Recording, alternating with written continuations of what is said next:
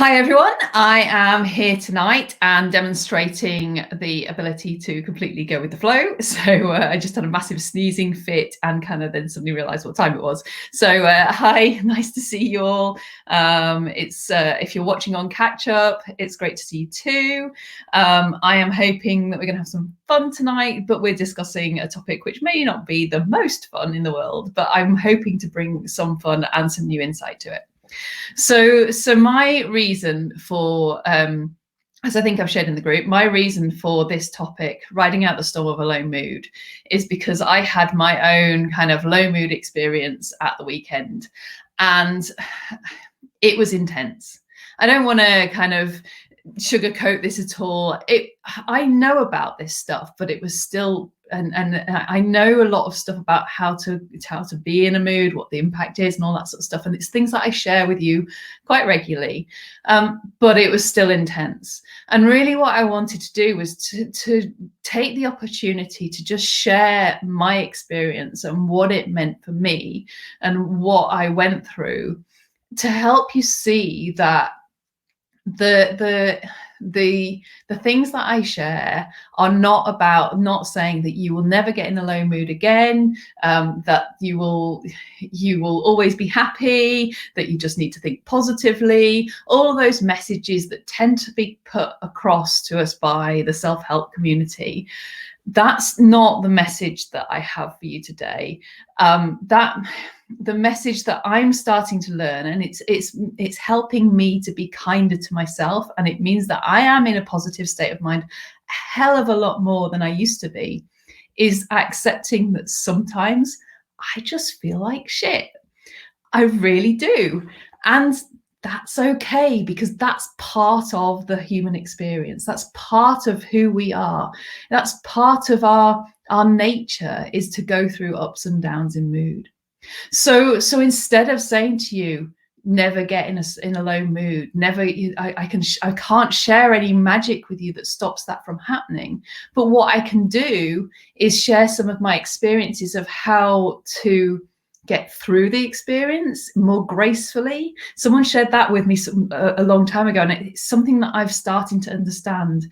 Instead of creating, when you're feeling low, creating kind of a whole mess of stuff around you, and kind of the way that you react to all the things that are going on, making decisions that you don't really want to make, and kind of reacting to people and creating all sorts of damage and chaos. When you start to realize that, okay, I'm in a low mood and now it's time to step away, and you can ride it out, then actually there is less damage and you can be more graceful. And that's really what I want to share with you tonight. So I haven't got a huge amount prepped here. I just wanted to turn up really and share my experience and see what comes through. And this is something I'm experimenting with a bit as well, because I'm starting to learn just how much more that creativity and new ideas and new ways of sharing things come through when I'm less prepared. And so hopefully you'll enjoy this and get some insight from this in a different way as well.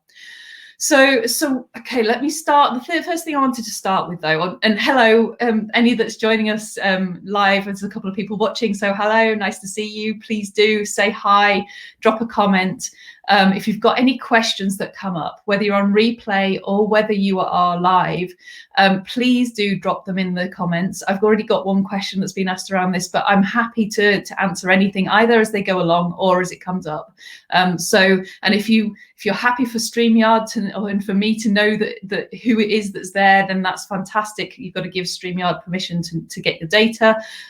But there's no pressure to, and when I come back to the group later, I'll be able to interact with you as a person rather than you as a Facebook user. But please do share, ask questions, and I'll try and help you as much as possible as well as I go along.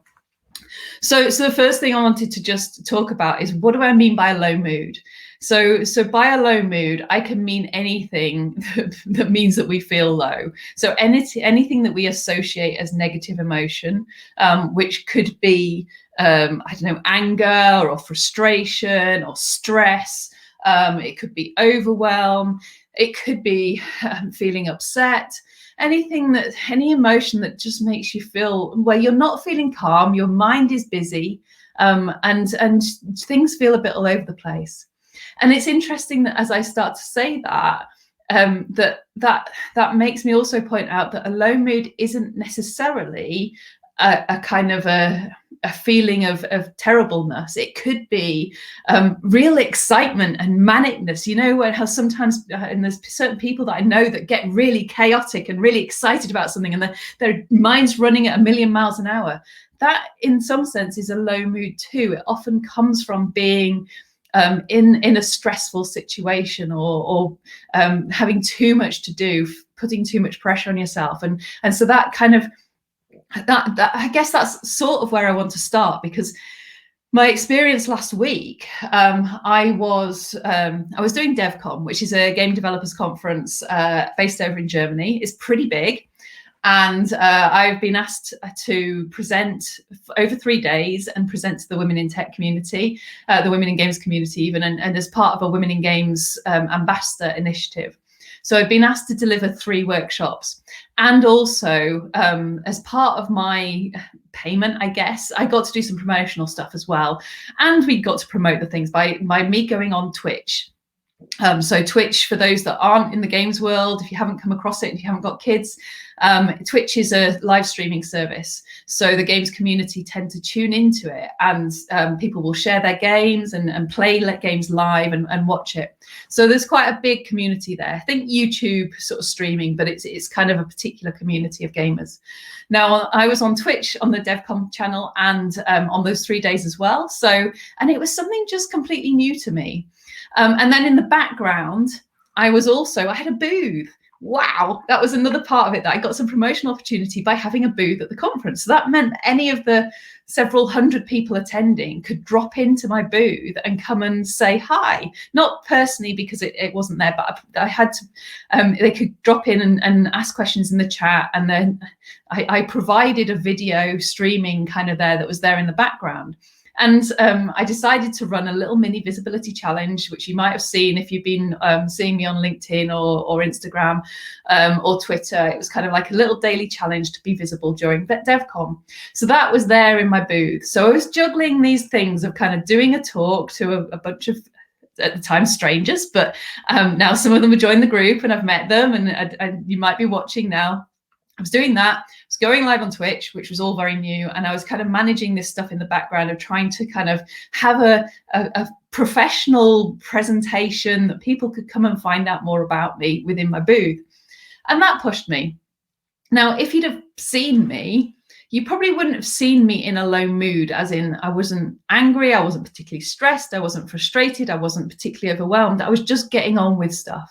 And I was applying the principles that I teach you, the things about just taking things one step at a time, not putting too much expectation out there. Those were the things that were in my head, and that's what was helping me manage it all. But at the same time, I had this sort of sense of manicness in the background of kind of, right, I need to do this, and then I need to do that, and then I've got to juggle that over there. And so it was starting to build a little bit. And I think the thing that then pushed me a little bit further is the first time I went on Twitch, I was talking about this group a little bit, and just the fact that we're a women in tech community. And talking about, well, what are the topics that women in tech don't talk about? And I kind of mentioned periods, and I mentioned miscarriage, and I mentioned, and it was like, oh my God, right, okay, started talking to that on live streaming with lots of gamers who are probably mostly male. What are people going to think? And that train of thought started kicking in. And then on top of that, someone asked as well about what was the word? Basically, it will come to me. Basically dealing with the male environment in games, and how gender stereotypes in games and that side of things. And now I've completely lost it. It will come back to me. But it was a big topic that often comes up. Masculine toxicity, that's the word. And I kind of felt like I fluffed the initial response, but we got into a really good conversation afterwards. And so I was coming out of this and kind of going, oh, it was okay. And then Astrid, who I was working with, shared with me that was streamed to 2,500 people because they'd been promoting the stream. And I kind of went, oh my God, that's the most people I have ever talked to in one go. And I fluffed a load of stuff and I don't really know what I said. And I know I talked about this that they probably weren't really interested in, and scary. And so my thinking train went off. And so that put even more low pressure on me that was coming through, and the fear kicked in. What's going to happen? What if one of them didn't like it? What if some of them start to troll me? What if this? What if that? And I could see those threads of thinking kind of there running along, and I could feel the impact of them, because I was getting caught into it and I was going along with it, and then I was kind of going, no, I don't have to go that. And this is what I kind of teach, is you can see that there is thinking there, but you don't have to respond to it. But I was responding to it, and I was getting caught up in it. But the thing that's starting to change with me is like that I was starting to see, because I was noticing it, I wasn't getting as caught up in it. And this is a really key thing to notice. It's just that even if you start getting into it, or you don't have to beat yourself up for it. It doesn't mean you're a bad person or you're not applying things right or anything like that. It's just, oh, well, I got caught up in it again. Oh, I'm feeling a bit off. I've got caught up again. And the low mood gives you the clue that that's what's happening and that you're getting caught up. So that was someone's just put a link to Twitter in there. I'm not sure if that was part of it, but thank you if it was. So that was my experience. And I kind of got through to Friday and we had some fun. If anyone was there, especially on the last day, we had a really fun kind of last session of playing games and kind of just sharing what it means to play games and how games can help us connect with each other and be more authentic.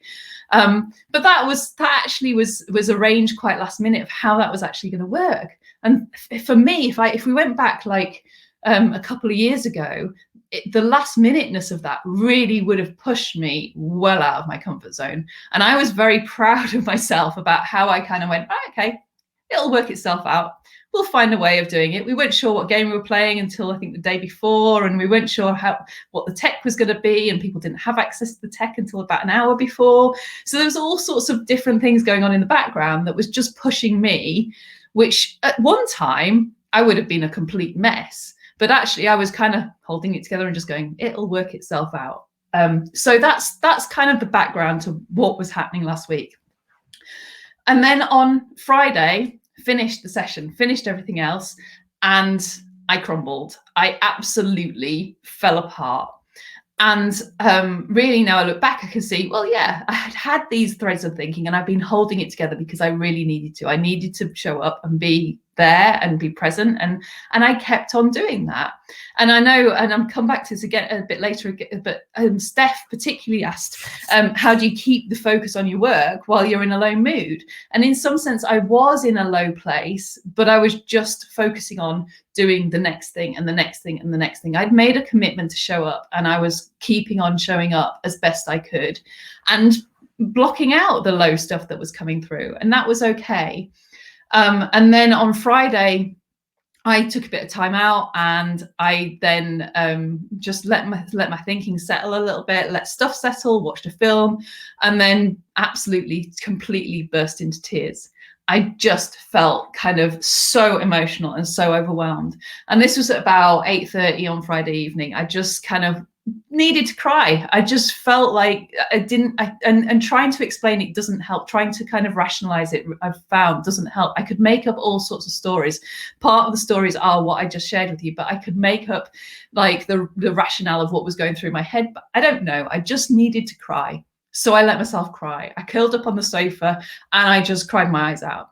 And then I kind of went, oh, do you know what? I'm probably a bit tired here and I do feel a bit knackered. Maybe I'll have an early night and go to bed.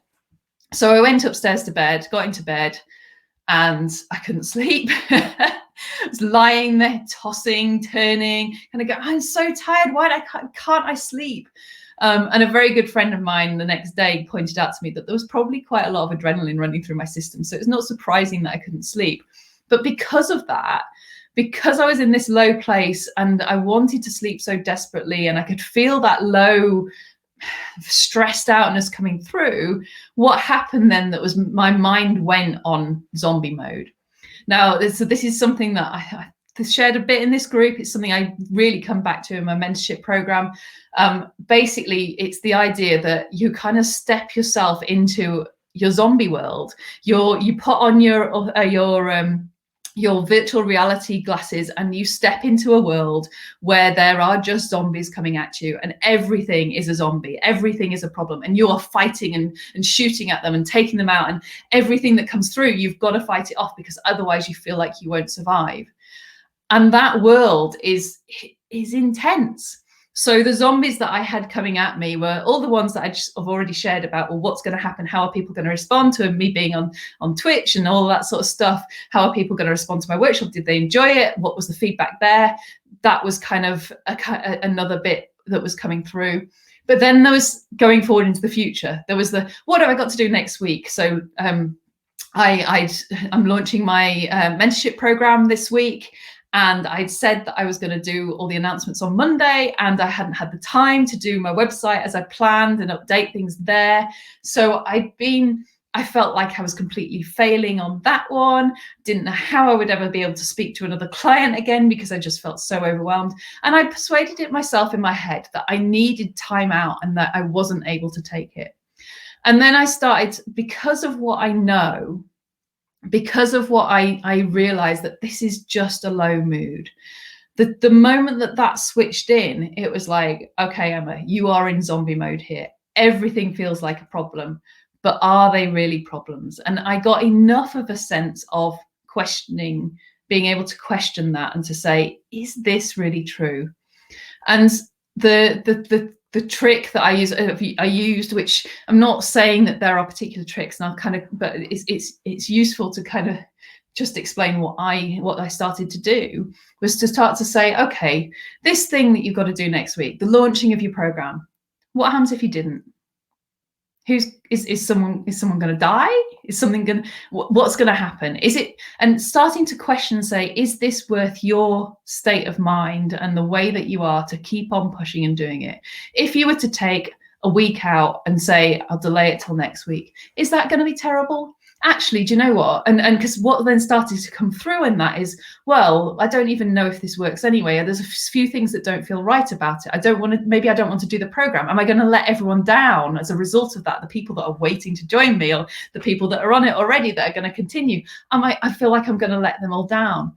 And then I kind of stepped back and went, okay, but imagine that you do. What's the worst that can happen? Yeah, okay, I'm still gonna survive. Maybe I'll lose some money. Maybe I won't be able to kind of live as luxurious a life. I say that with exaggeration, but maybe my life won't be as comfortable as it would be if I was to kind of run the program, but there will be other opportunities. So maybe I just need to let go. And then what came through for me was this idea that, well, I don't want to let go, because actually there are some great stuff in it, and there's some stuff that I want to build on. And I'd missed this, that, and the other, which told me actually those are the core bits. And it was just interesting to just notice how, even though I was overwhelmed and crying, there were all these different streams of thinking just flowing through my head. Some of which were kind of going, you're terrible, you're horrible, you're useless, and all this sort of stuff. But also noticing that there were other ideas bubbling. Well, you could try this and you could try that. And this is where I think we tend to then, when we're in a low mood, we tend to make mistakes, and we start to go with what comes up. We start to think that this is our way out. And this is why I'm kind of saying, so riding the storm of a low mood, one of the biggest bits of advice I would give is don't take action, don't make decisions when you're in a low mood. So the illusion that comes through when you're feeling low is that I need to do something to get out of it. So let's take my mentorship program as an example. I kind of was there trying to solve the problem of this feels so intense. Okay, what do I need to remove in order to make this feel better? And I came up with a couple of things, and I thought, right, that could work. And what I actually did was just sort of notice and kind of capture it. I didn't even note it down. It was like, oh, that's interesting, and let it go. But in the past, what I might have done is kind of go, right, I need to get onto that now. I need to go and put it into position. I made to make this decision because that'll help me get out of this mood. But what was actually going on was that my brain was searching for a way out. And so instead of reacting, just allowing that to be and kind of going, okay, that's a nice idea. I'll park that. I'll come back to it later. And then some other stuff come through and some other stuff come through. But keeping on. And for me, it was this constant in and out of, oh my God, I feel so overwhelmed. I feel so intense. I'm a failure. I'm terrible. I'm all that stuff that comes through.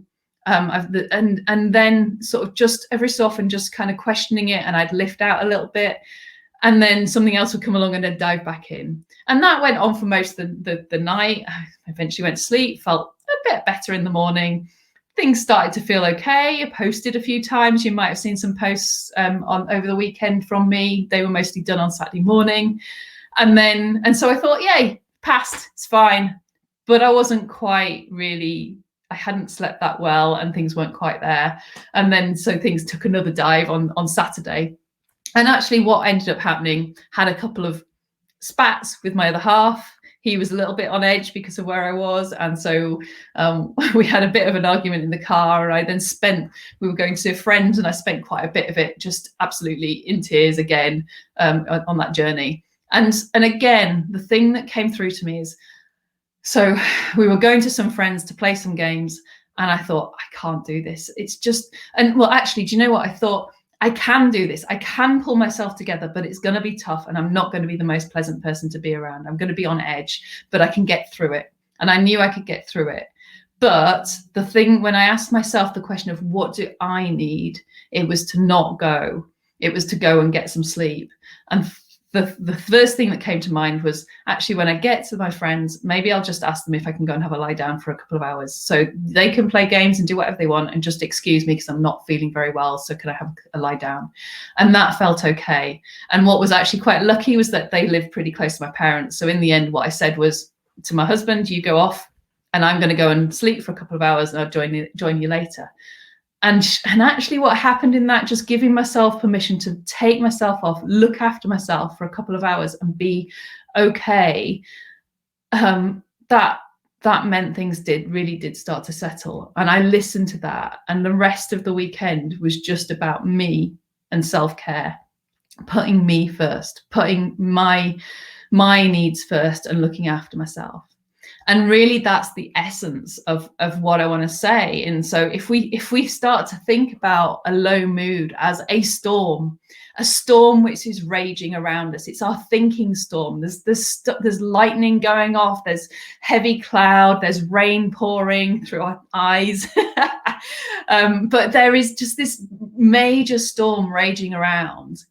And yes, we can kind of pull ourselves together and weather it. That's a possibility, but that can feel quite intense and it can be quite draining to do that.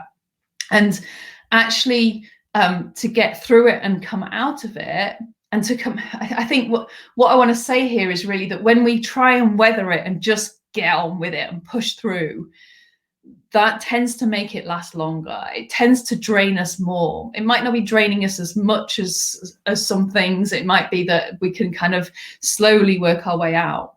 But if you can go and just put yourself first, look after yourself, nurture yourself, hide away. And the mental image I actually have, which has really helped me, is that you're in an aeroplane in a storm, and the aeroplane's being thrown all over the place. I kind of experienced this when I was coming back from San Francisco once, and we were going through a storm, and the aeroplane would just kind of drop every so often and shake around.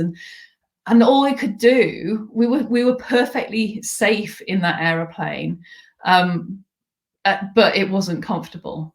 But the best thing to do was just to wrap ourselves in a blanket, try and get some sleep, put a movie on, just let the storm pass around us and try and just be as kind as possible. And so that's kind of the analogy that comes through to me, is this feeling of, oh, I've got to just, I need to look after myself here, and checking in and asking, what do I need? So I hope that kind of starts to bring some ideas together. I can't believe I've been talking for 25 minutes already. But that was the essence of what I wanted to say, really, is this idea that it's low mood is stormy thinking. And stormy thinking, the main thing to see is that it passes. And that's the real thing that has helped me in this, is knowing that eventually I will come out of it, and I don't need to figure out my way out of it. And while I'm in it, I am more likely to make bad decisions, to create chaos and to snap at people. And it's more likely to be that I feel like I need to get things under control, or so that it's more likely that it's gonna feel like someone is being nasty to me. That's what happens in a low mood. But that's not really what's going on. The low mood changes my perception of the world. It changes the way I feel more insecure. I feel more scared of what might happen. And so I'm more likely to try and protect myself. And so every action I take is going to come from a place of defensiveness and protection, which means that the things that happen on the outside when I do that, they're not going in a great way. And so the fighting your way out, and the kind of trying to figure out your way out, is all coming from a how do I protect myself mode, how do I feel safe mode. But actually, and it's a how do I feel safe in the future and ensure I feel safe in the future. Whereas actually, if you can tune into, actually, right now, I'm okay. I'm just feeling low. I don't have to get out of it. And I can be kind to myself. I can stay here, go and curl up, and let the thinking storm pass through, because it's not hurting me. It can't do anything. Thinking can't actually hurt you. It's how you react to the thinking that hurts you. So if you can step away and see that thinking is just a storm and a river and a massive thing passing through, and let it pass without getting hooked on it, or without getting too hooked on it, and just nurture yourself and look after yourself and see that you're okay, then it passes. And it has every time. I am here now, and I guess completing the story. Sunday, Monday, I was pretty kind to myself. I did a bit of stuff on Monday that was more work related. And then Tuesday, I was just like motivated. I was ready to go for it. And I had some amazing discussions with clients, and it's like the whole weekend never happened. And if you'd have told me that on Friday night, I thought I needed a week out, at least, maybe 2 weeks, just to get over the intensity that I put myself through. But in reality, all I needed was a couple of hours of good nights, a good day's, well, a good couple of hours of sleep. I needed to just be kind to myself for a couple of days. And what happened was that instead of feeling so overwhelmed, and kind of feeling low and feeling trying to hold it together, I started to settle, and my thinking started to settle. And the things that were more important, they started coming through as creative ideas, and I started to feel good again, and I started to buzz again. So if you've got any questions about this, please do drop them in. I would love to hear. So I'm just coming back to the question that I've had. I'm just going to have a cup of tea. So Steph asked the question, how do you keep your focus on your work while you're having a low mood? And I guess there is no one answer to this, but it is perfectly possible. If you are doing something and you're in a low mood, it is perfectly possible to get on with something and keep on, just hold yourself together and keep on pushing through and doing it. But the thing that I think is really important to notice is that you may not be doing your best work if you're in a low mood. When you're in a low place, there is less room for creativity and inspiration and resourcefulness and all of those great things. There's less space for them to bubble up through. And so if we try and push through and try and keep on working when we're in a low mood, this is often the time when, when you're sitting there in front of a piece of work, and you've been looking at it and staring at it and trying to make it work for, a good couple of hours or so. And in the end, you just shut it and go away. And the next day you come back and you're like, well, that's the obvious thing. Or the words start flowing and it takes you about 5 or 10 minutes. Now, just recognizing that actually, when we feel like when we're in a low mood, we feel like we need to push through and we need to get the work done. There's all these critical things. But if we can step away for a bit, often what we find is those things that we think are critical and really need to be done, most of them don't, or our perspective changes on it and we go about it in another way. So we instead of trying to push through and get focus and make things happen, I would say if you pick up that you're in a low mood, give yourself a break. Don't try and keep focusing on your work. Give permission to step away. And I really wish, and this is part of my mission, I think, is to try and help employers to understand this, understand that they're gonna get way more out of their staff if they give them permission to follow their moods, and if they're in a low mood, to give them permission to go out and take a break. But I also think that even if our employers start to do it, we need to learn to do it too. We need to start seeing ourselves, and I'd really encourage you to go and experiment with this, because this has only ever come, my learning on this has come through experimenting. So I would encourage you to go out and play. And just notice, if you are in a crappy place and you are trying to push through the work, just use it as an experiment. Say, do you know what? I'm not going to do this. I'm going to try out what Emma says and just see what happens if I close the laptop or walk away, give myself 5 minutes break, give myself a bit of time out, come back to it tomorrow.